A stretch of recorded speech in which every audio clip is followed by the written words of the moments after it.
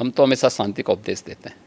कुछ लोग तो नहीं मानते कि आप शांति, सिर्फ शांति, मतलब आप बुलडोजर बाबा, ये सब आपके साथ, आपके नाम के साथ जुड़ा हुआ है, और आपका जो एक सिस्टम बना है, बाकी चीफ मिनिस्टर्स भी उसको कॉपी करने लग गए हैं। मुझे एक बात एक जगह बताइए, आप बुलडोजर बाबा हैं तो वहाँ बुलडोजर मामा भी आ गए हैं अब। मुझे एक बात बताइए, जी इतने बड़े प्रदेश में इंफ्रास्ट्रक्चर का डेवलपमेंट होना चाहिए कि नहीं होना चाहिए? जी। और क्या इंफ्रास्ट्रक्चर के लिए क्या आज भी हम कुदाल और फावड़ा लेकर के जाएंगे कि हमें उसके लिए बुलडोजर और आधुनिक मशीनें चाहिए?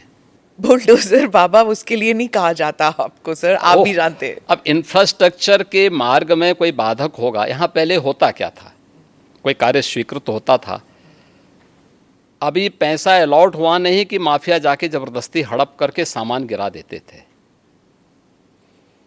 अब लैंड का अलॉटमेंट हो रखा है कि यह हाईवे यहाँ से अयोध्या के लिए बनना है, ये बाराबंकी होते हुए बनना है, तो सत्ता प्रायोजित माफिया क्या करते, कहते नहीं नहीं अब ये यहाँ से नहीं बनेगा, हमारी सुविधा इधर से है, हम इसको यहाँ से बना करके वो अपना वहाँ पे मिट्टी और गिट्टी सब गिराना प्रारंभ करते थे, आधा दोरा काम छोड़ के पैसा निकाल लेते थे।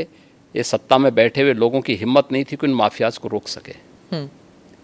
आप मुझे बताइए, इस माफिया के लिए बुलडोजर चला करके उसको ध्वस्त करके जो अलॉटमेंट सरकार ने तय कर रखा है इस पे ही हाईवे बनेगा और उसी पे नियम के अनुसार कार्य होगा, ये तय करना इस सरकार का काम है या नहीं है? यही सरकार का कार्य है और सरकार यही कर रही है। पर जैसे आपके प्रदेश में 19% मुसलमान पॉपुलेशन है, और कई लोग कहते हैं, उस समुदाय के लोग कहते हैं कि आप वो बुलडोज़र को उनके घरों को तोड़ने में इस्तेमाल करते हैं। किसी कोई निर्दोष मुस्लिम आके बता दे कि मैं निर्दोष था, मेरे साथ अन्याय हुआ है, कोई बता दे, कोई नहीं बोल सकता।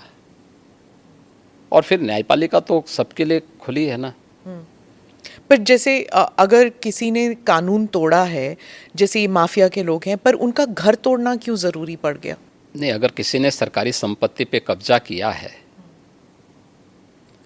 तो उसके लिए क्या करूं, आरती लेके जाऊं, थाली सजाऊं उनकी, जो अब तक होता था? उत्तर प्रदेश की जनता क्या चाहती है?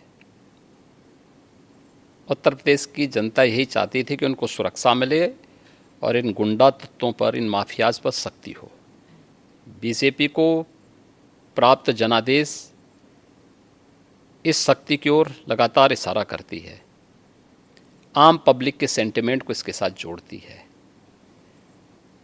19 से 20% आबादी हो या 100% आबादी, कानून का राज सबके हित में है और वही समृद्धि का मार्ग भी आगे बढ़ाएगी, वही प्रदेश में एम्प्लॉयमेंट जनरेट करेगी, वही प्रदेश की बेटियों को सुरक्षित करेगा, और यही उत्तर प्रदेश के अंदर किया गया है। आपने विधानसभा में कहा कि हम माफिया को मिट्टी में मिला देंगे, तो जब ऐसे, वो उमेश पाल मर्डर के केस में हुआ था शायद, तो जब ऐसे होता है तो सोशल मीडिया में फैल जाता है, चलो जी